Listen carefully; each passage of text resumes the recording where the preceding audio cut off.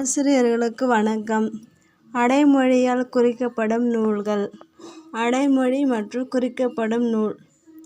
தெய்வ நூல், முப்பால், உத்தரவேதம், பொய்யாமொழி, வாயுரை வாழ்த்து, தமிழ்மறை, பொதுமறை, திருவள்ளுவ பயன், திருவள்ளுவம் என்று குறிப்பிடும் நூல் திருக்குறள். முதல் இலக்கணம், முதல் நூல் என்று குறிப்பிடும் நூல் அகத்தியம். சங்க இலக்கியம், 17 மேல்கணக்கு, திணை இலக்கியம், செவ்வியல் இலக்கியம், வீரயுக பாடல்கள் என்று குறிப்பிடும் நூல் 10 பாட்டு 8 தொகையும். நல்ல குறுந்தொகை என்று குறிப்பிடும் நூல் குறுந்தொகை. சேரர் வரலாற்று பெட்டகம். ஒத்த பதிற்றுப்பத்து என்று குறிப்பிடும் நூல் பதிற்றுப்பத்து. ஓங்கு பரிபாடல், பரிபாட்டு என்று குறிப்பிடும் நூல் பரிபாடல். கற்றறிந்தார் ஏத்தும் களி, 150 களி என்று குறிப்பிடும் நூல் கலித்தொகை. நற்றிணை 400 என்று குறிப்பிடும் நூல் நற்றிணை. அகம், அகப்பாட்டு, நெடுந்தொகை என்று குறிப்பிடும் நூல் அகநானூறு. புறம், புறப்பாட்டு, புறம்பு 400 என்று குறிப்பிடும் நூல் புறநானூறு. முருகு, புலவராற்றுப்படை என்று குறிப்பிடும் நூல் திருமுருகாற்றுப்படை. பாணாறு என்று குறிப்பிடும் நூல் பெரும்பாணாற்றுப்படை. கூத்தராற்றுப்படை என்று குறிப்பிடும் நூல் மலைபடுகடாம். நெஞ்சாற்றுப்படை. முல்லை என்று குறிப்பிடும் நூல் முல்லைப்பாட்டு. கோல்குறிஞ்சி, பெருங்குறிஞ்சி என்று குறிப்பிடும் நூல் குறிஞ்சிப்பாட்டு. வஞ்சி நெடும்பாட்டு என்று குறிப்பிடும் நூல் பட்டினப்பாலை. 4 நாலடி 400 என்று குறிப்பிடும் நூல் நாலடியார். முதற் காப்பியம் சிலம்பு. குடிமக்கள் காப்பியம், முத்தமிழ் காப்பியம், முறையீடற்ற பாட்டுடை செய்யுள், மூவேந்தர் காப்பியம், இயலிசை நாடகப் பொருட்தொடர் நிலை செய்யுள், நாடக காப்பியம், ஒற்றுமை காப்பியம், வரலாற்று காப்பியம், தேசிய காப்பியம், புரட்சி காப்பியம் என்றெல்லாம் குறிப்பிடும் நூல் சிலப்பதிகாரம். இரட்டை காப்பியம் என்று குறிப்பிடும் நூல் சிலப்பதிகாரம் மணிமேகலை. மணிமேகலை துறவு. அறக்காப்பியம், சமய காப்பியம், மேகலை, கலைக்காப்பியம் என்றெல்லாம் குறிப்பிடும் நூல் மணிமேகலை. பஞ்ச காப்பியம் என்று குறிப்பிடும் நூல் ஐம்பெருங்காப்பியங்கள்.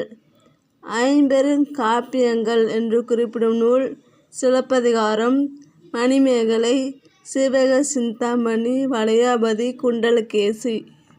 ஐஞ்சிறுகாப்பியங்கள் என்று குறிப்பிடும் நூல் நாககுமார காப்பியம், உதயண குமார காவியம், சூளாமணி, யசோதர காவியம், நீலகேசி.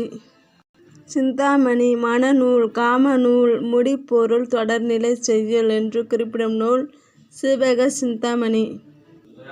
நீலகேசி தெருட்டு என்று குறிப்பிடும் நூல் நீலகேசி. கொங்குவேல் மாக்கதை என்று குறிப்பிடும் நூல் பெருங்கதை.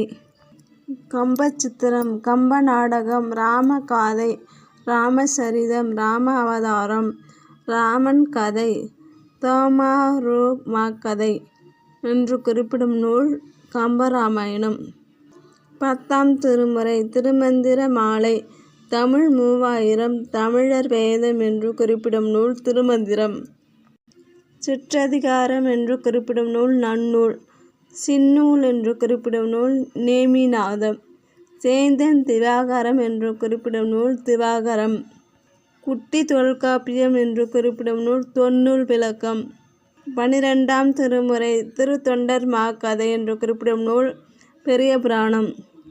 8ஆம் திருமுறை சைவ வேதம் என்று குறிப்பிடும் நூல் திருவாசகம். ராசா கோவை ஆரணம் என்று குறிப்பிடும் நூல் திருக்கோவை. திராவிட வேதம் என்று குறிப்பிடும் நூல் திருவாய்மொழி. தமிழ் உபநிடதம் என்று குறிப்பிடும் நூல் தாயுமானவர் திருப்பாடல் திரட்டு. முதல் உலா, ஆதி உலா, தெய்வ உலா என்று குறிப்பிடும் நூல் திருக்கயிலாய ஞான உலா. குட்டி திருவாசகம் என்று குறிப்பிடும் நூல் திருக்கருவை பதிற்று பத்தாந்தாதி. போர்க்காவியம் என்று குறிப்பிடும் நூல் தகடூர் யாத்திரை. இசைப்பா என்று குறிப்பிடும் நூல் திருவிசைப்பா. குறவஞ்சி பாட்டு. குறத்தி பாட்டு என்று குறிப்பிடும் நூல் திருக்குற்றால குறவஞ்சி. உழைத்தி பாட்டு என்று குறிப்பிடும் நூல் முக்கூடர் பள்ளு. பாலைப்பாட்டு. பாவை பாட்டு ஆண்டாள் பாட்டு என்று குறிப்பிடும் நூல் திருப்பாவை. பிள்ளைப்பாட்டு என்று குறிப்பிடும் நூல் பிள்ளைத்தமிழ். முதற் பரணி என்று குறிப்பிடும் நூல் கலிங்கத்து பரணி. முதல் நாவல் என்று குறிப்பிடும் நூல் பிரதாப முதலியார் சரித்திரம். முதல் சிறுகதை என்று குறிப்பிடும் நூல் மங்கையர்க்கரசியின் காதல். முதல் அந்தாதி என்று குறிப்பிடும் நூல் அற்புத திருவந்தாதி. முதற் கலம்பகம் என்று குறிப்பிடும் நூல்